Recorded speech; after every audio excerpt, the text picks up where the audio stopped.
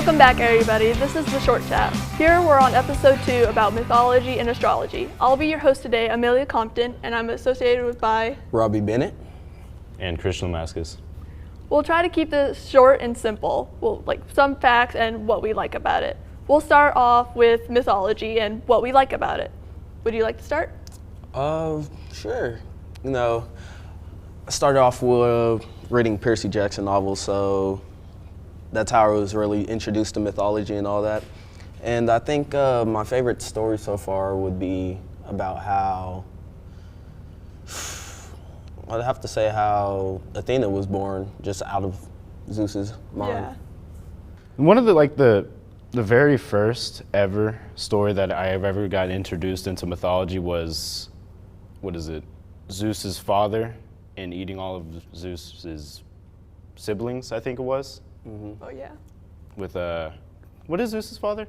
It was Kronos. Kronos. That's when I got first introduced into mythology. I thought that was pretty neat. A little gory, obviously. Yeah. That's kind of how I got introduced. What about you, Robbie? What did you got introduced to? What was the first story that you got introduced into mythology? My first story, it would have to be. Man, it's been a minute since I remembered. The first actual mythological story was basically the same as you, just like a little different. Like, it went into all the details about it. How Zeus's mother basically convinced Kronos that he wasn't a threat, and then hid him away.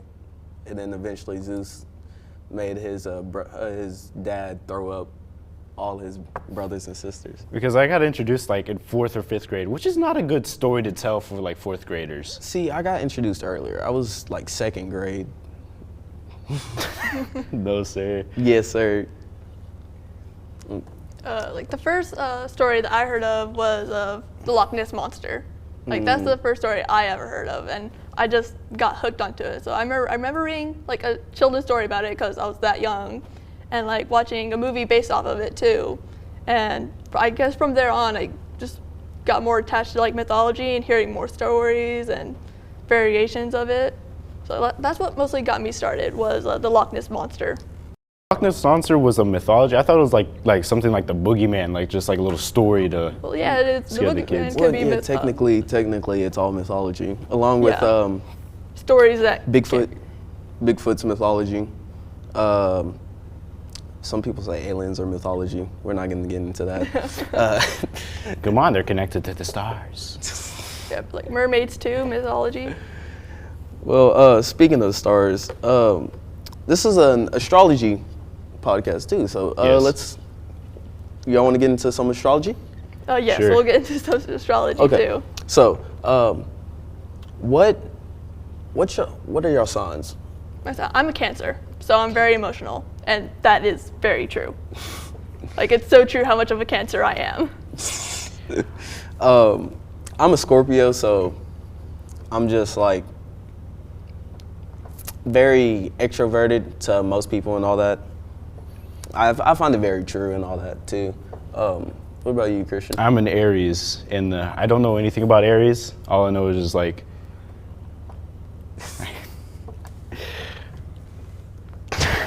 You don't know anything about yourself. No, because I went to go get a necklace at just a pawn shop, and while they were there, they just had a paper right there of just your sign, and that's how I knew about my sign. I learned it about 2 years ago, so.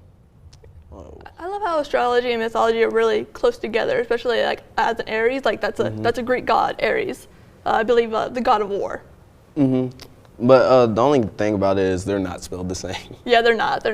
They sound the same, but they're not spelled the same. But mythology and astrology is amazing. People don't really think about it, but they're closely related. Orion. Mm-hmm. It's he's a constellation, and he was in Greek mythology too, with the hunter. He was a hunter. Okay. So speaking of other mythologies and stuff, what about Norse mythology? Because Christian, I know you are very. I can go really into deep, and I don't want to prolong anything, so kind of want to stick to one. I want to kind of stick to one story. Mainly, I'm trying to think of one that I know a good amount, so I don't like skip over parts. But I know you want to talk about Odin.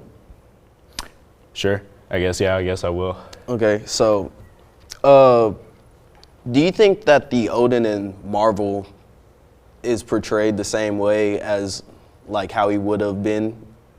No, he doesn't give me like a vibe of an all-knower. He doesn't, because when in the movies, all you really see is him just sitting down or somewhere, but not doing anything. I mean, when he died, he was just staring off into the sea, and he disappeared. Yeah. He didn't really give me like just someone that knows all, because he's a knower. And Odin, He's he the had like all-knower. crows too. Like he had like crows, and I think like a wolf or two, like 2 wolves. Like, He has crows. He has, I can't remember the horse's name, but Loki's son, which is a 9-legged horse. Oh, yeah. He used to ride in wars. But again, he doesn't really give me a god vibe. He gives me like a grandfather. Yeah. Just someone's like, yeah. He really didn't do much in the movies either. No. He was on the throne. He yelled. And then Loki really just seems really light too in the movies. I mean, that's understandable though, because Loki, most of his stories are horrible in some way or fashion, either to him or to what he's doing to people. So like, what did Loki's punishment and all that? What did he do to get that punishment? All right, so Baldur, I think I'm pronouncing his name right, I'm not too sure, but he had a prophecy that he was going to die. So his mom, or I think his wife, went to hell to make an agreement to where he doesn't die. So she made it to where he doesn't die by anything, but only left one object that can kill him, which is a 4-leaf clover, because she thought it was the nicest thing in the universe. There's something that cannot cause harm. Loki picked up on that, picked up a 4-leaf clover, and threw it just like a shuriken. He just threw it and sliced off his head, which makes no sense at all, but sliced off his head. His punishment was getting sent to a cave, chained up, and then just poison getting leaked on his head. That's crazy. Oh, wow. Bro got punished for being a ninja from Naruto. On God. What's your favorite thing about Norse mythology? My favorite thing is the fact that Thor has, 2 goats? Is it one or 2? Yeah, I think it was 1 or 2, yeah. Yeah, he has 1 or 2 goats that he'll just kill to eat, and they'll just be born again. It's like his unlimited food stash, and they take him everywhere. It's like literally the craziest thing ever. Yeah, I've never heard of that. I never heard of that before. Does he get reborn like a bean sprout? Like he just Or kind like of a grows phoenix up from the just ground? dies and. Well, from the book I was reading it from, it said that they basically just appear. They're just there. They're just there. What if it's like a different goat? Like they're just killing an entire just livestock and they just don't know. Is it just the same goat? How It's do just they know? just Thor. He's magical. It's just how he is. It's magical. Okay, so any other Norse mythology stories you got? I have one. I think this is my favorite. It's I hope I say this name right. The Yggdrasil tree, like the world tree. Okay, I think that has to be my favorite so far in Norse mythology. Like it connects the realms. It has all these creatures living on it, and there's like a saying about the tree. Like the Yggdrasil tree knows more pain than anybody else. Well, it's because there's a dragon living in its roots, gnawing and trying to tear through the tree to knock it down. But the tree heals itself by I can't remember the 4 women they grab water from a well and they pour it on the roots to help it or something. I can't remember all of it, but so the tree is constantly in pain, and there's 4 goats living on its branches. It's they're supposed to symbolize the like the north, south, east, and west, and it eats at its leaves. And there's also an eagle that lives atop, a squirrel that runs up and down, and I think it's like the dragon at the roots, and like the squirrel makes like the eagle and like the dragon hate each other. Like it keeps on going down, saying, "Hey, the eagle said this about you," and goes up, it's like, "Hey, the dragon said this about you," like causing drama and friction. And apparently, like that's like supposed to like symbolize like neutrons or something. Huh? It's so weird. Like there's so many things I've read about it. But like that's like elementary school, like this jibber jabber. Yeah, it's like how its branches connects the realms, and it's like it holds everything together, and it's really big. And like, I probably don't even know most of it either. Like that's what I've seen before and read before. But still, it's still my favorite about Norse mythology, though.